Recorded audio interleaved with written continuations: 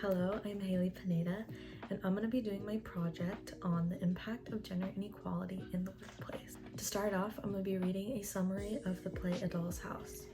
A Doll's House is a play written by Henrik Ibsen. In it, he explores restrictions placed on the different genders based on societal expectations in the 1800s. The main character, Nora, is portrayed as the average 19th century housewife who abides by her gender sphere.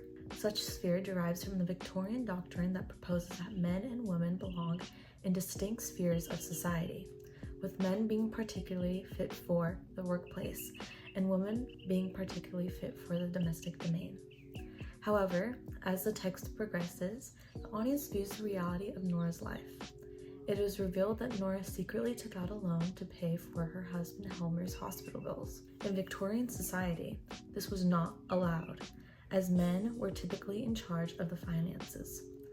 Furthermore, when Helmer discovers Nora's long-kept secret, he's outraged at what this issue would do to his reputation. Conclusively, Nora leaves her husband and children to fulfill her desired independence. Nora's actions rejected the Victorian societal and gender roles as she left her domestic domain. Through Nora's journey, Ibsen assesses the elements of Victorian society in regards to gender roles. Throughout the play, Ibsen's structure remains consistent. He dramatizes the tight spheres that women had in Victorian society through maintaining the setting of the play in Torvald's home.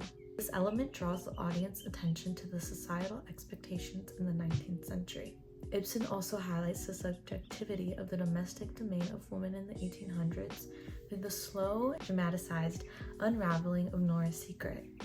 This depicts just how out of the ordinary Nora's actions were. Through implementing these techniques, Ibsen exposes and critiques the flaws of the societal expectation during the Victorian age. Hi, this is my mom, and I'm going to be interviewing her for part of my project. Can you give me a brief explanation of your job?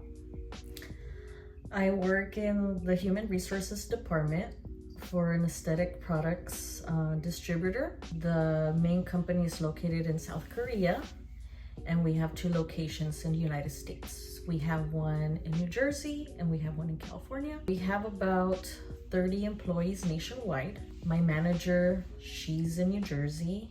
I oversee the location in California.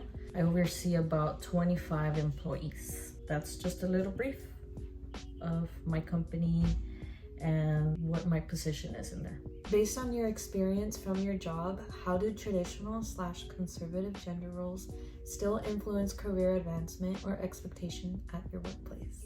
Well, my company is owned by male-dominated Koreans based in South Korea, and then the president is also Korean, which he's in California. With my experience with this company, I have noticed that no matter what the HR department advises in regards to any serious matters, ultimately it's the decision of the president of what he needs to do. In the play A Doll's House, the author explores how women are restricted by societal expectations. In what way do you see similar constraints in contemporary society in your workplace? Again, like I said, my company is very male-dominated Korean, so it's very hard for the managers, even for my position, to make an ultimate decision just because the president is male and Korean. How does your workplace help eliminate harassment and gender bias? As HR, have you integrated any specific policies to eliminate these things? We do have policies in regards to any type of harassment. It is available in our company handbook, which HR worked with an attorney to keep it compliant with federal and state laws. We also have an open door policy, and we offer in our company 0 tolerance for any type of harassment. What role do you have as HR in making sure that gender equality is not just a policy, but rather an everyday quality at your job? Part of my job is to hire staff. I screen the resumes, I interview, and I onboard the new employees. So as I am interviewing and hiring staff, I see either gender as equals, but I also see what are their strengths and weaknesses to get the job done. So that's kind of like my role in keeping the quality of the company and the staff. Thank you. So, based on the answers from my mom as an HR specialist, we can see that there are still gender limitations in a contemporary workplace. My mom identified that no matter what the HR department advises in regards to any serious matters, ultimately is the decision of the president and what he does. It's very hard for the managers, even under her position, to make an ultimate decision just because the president is male and Korean. Her company implements policies in regards to gender bias and harassment to make her workplace safe, and she sees both genders as equal as an HR specialist, but she also sees what their strengths are to get the job done. So connecting back to the play A Doll's House, similarly, there are a few gender limitations specifically regarding women. As noted from what my mom said, it is very hard for women to advance or make decisions in their position because they work for a male-dominated company. Similarly, women in Victorian society, like in the Doll's House, they are expected to stay in their sphere. This acknowledgement is very hard for women to do other things outside their domestic lives.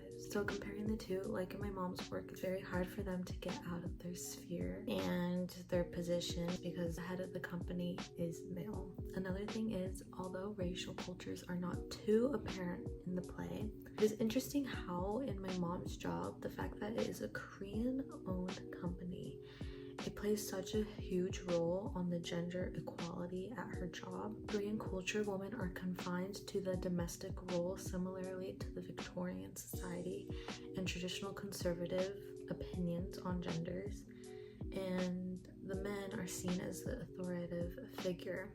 We can see this culture carry on to my mom's work through the inability of specifically female employees to advance and share their ideas. Just like it was said before, this directly connects to the Victorian age and how women stayed in their sphere.